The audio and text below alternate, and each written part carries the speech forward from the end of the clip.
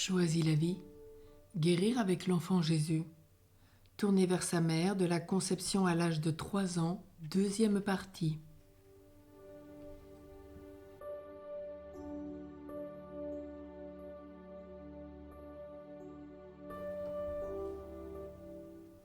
Apprenant de l'enfant Jésus à vivre sous le voile de la Sainte Vierge. C'est Thérèse de Lisieux qui nous le rappelle. De la sorte, nous découvrirons la fidélité au Saint-Esprit. Plus nous demeurons près d'elle, et plus nous devenons sensibles et attentifs aux murmures de l'Esprit. Ainsi priait le Père François Libermann, fondateur de la Congrégation du Saint-Esprit. Je cite : « Ô divin Esprit, je veux être devant vous comme une plume légère, afin que votre souffle m'emporte où il veut, et que je n'y apporte jamais la moindre résistance. »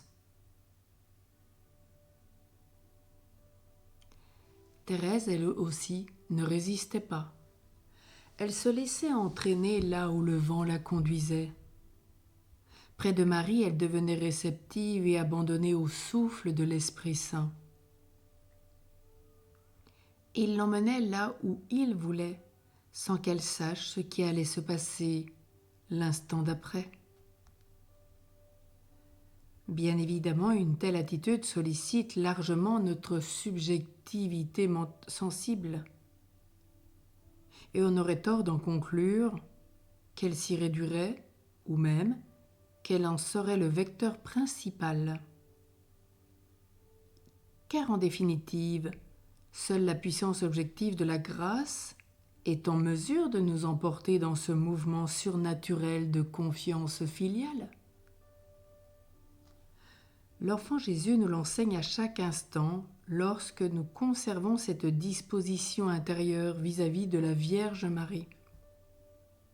Il nous apprend à nous laisser aimer et consoler par elle. Un tel langage peut paraître trop simple à certains, presque infantile. Prenons garde cependant. Nous serons prompts à empêcher les petits-enfants à la manière des apôtres, par exemple par des obstacles soi-disant intellectuels, de s'approcher de Jésus.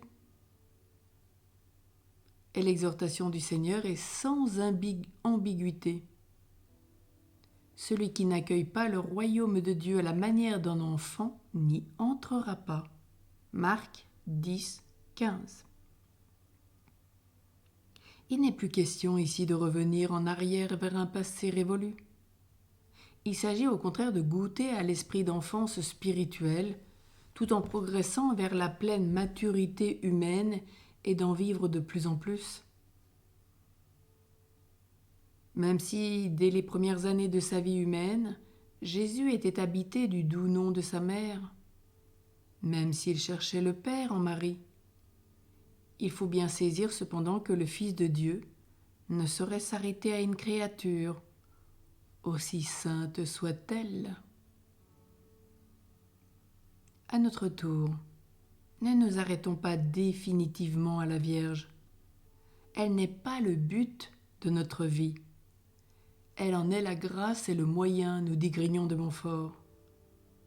Mais elle est la porte du ciel. Elle nous donne son Fils pour que nous continuions avec lui notre course vers le Père. C'est une vérité spirituelle qu'il faut bien comprendre. Certains refusent la place unique de la Théotokos, la mère de Dieu, dans l'œuvre du salut. Ils ne connaissent pas les bienfaits d'une union spirituelle avec elle. D'autres restent enfermés dans une dévotion sentimentale trop exclusivement mariale. Et ces dérives d'une spiritualité mariale fusionnelle ne sauraient remettre en cause la valeur et l'importance de la médiation de Marie.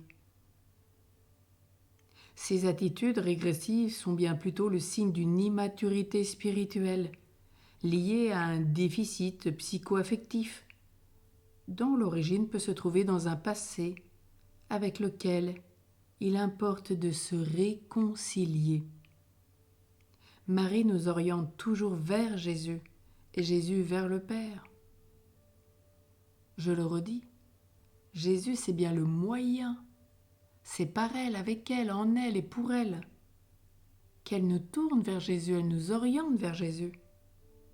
Et Jésus nous conduit au Père.